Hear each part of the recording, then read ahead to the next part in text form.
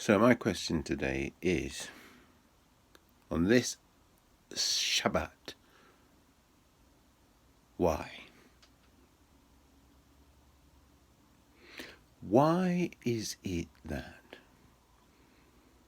after so long a time, and having been shown some of the most wonderful things that I can relate to,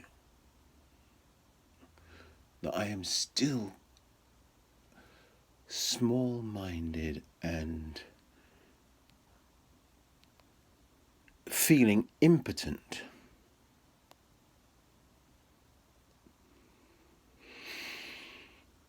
But I think it is because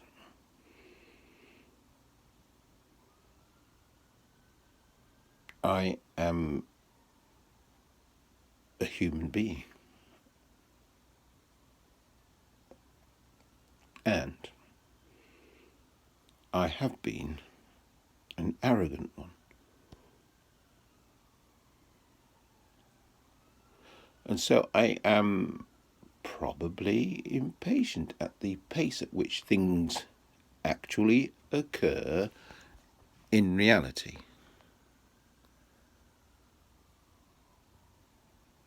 In the dream world,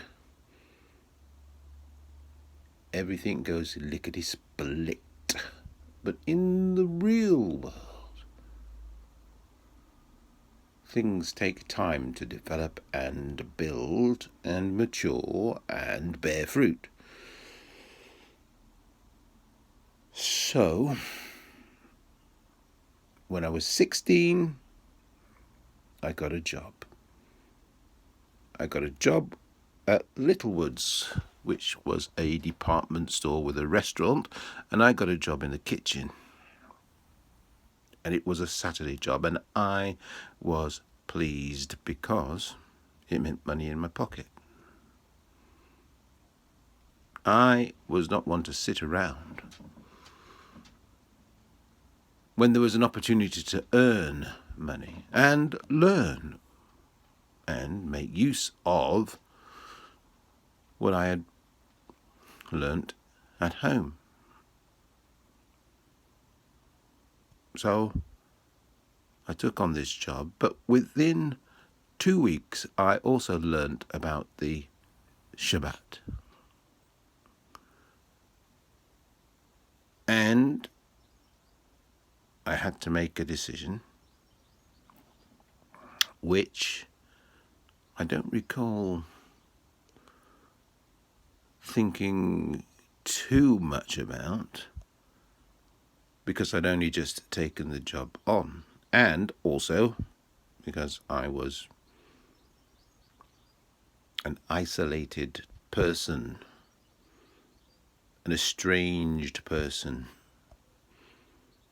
Basically, very few real friends and no real attachments. So it seemed relatively easy to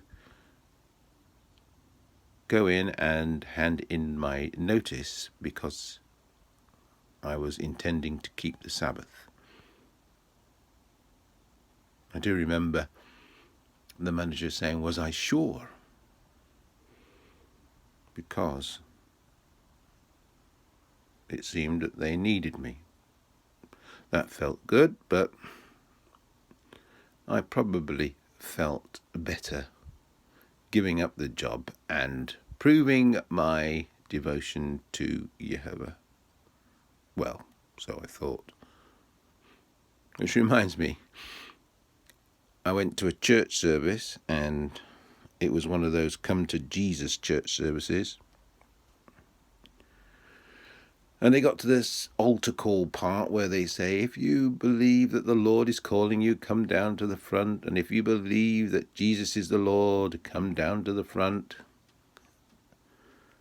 So my spirit stirred within me, and I thought, well, I can't deny any of that. So I came down to the front. And then when the vicar with glee was rubbing his hands and saying, come through to the back, I espied that there was a door to escape out of. So I went out the back. And then I got a message back saying, "Where did you go?" And I said, "Well, I went home because there was no way I was going to join any church that didn't keep the Sabbath, especially after giving up my Sabbath day job." Anyway, I went from there to a serious study of the Good News magazine and the Plain Truth magazine and the Bible correspondence course, and that in itself isolated me because nobody else in my household was doing it and nobody else in my school was doing it. So I was in contact only with those people that were providing the correspondence course and guiding myself by that, basically, and also by just the intense pleasure I was getting from it. So that was basically me up until I went to university in 1973. I had no real friends and no permanent attachments, and despite being full of myself, I began to realize that I was lonely. Anyway, I completed the Bible correspondence course. I got in contact with one of the ministers of the Worldwide Church of God called Barry. He came occasionally, maybe once every 3 months, just to check me out, really. And that's all I had as a introduction to the Worldwide Church until I went to Manchester to the university. When I mentioned that I was going to Manchester, Barry said, "Well, that's where I am the minister of a church, and we would be happy to have you attend Sabbath services." So that was something to look forward to.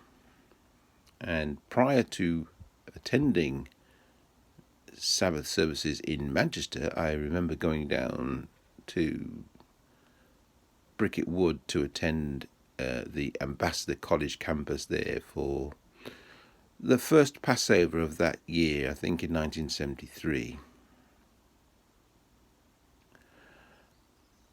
And from there,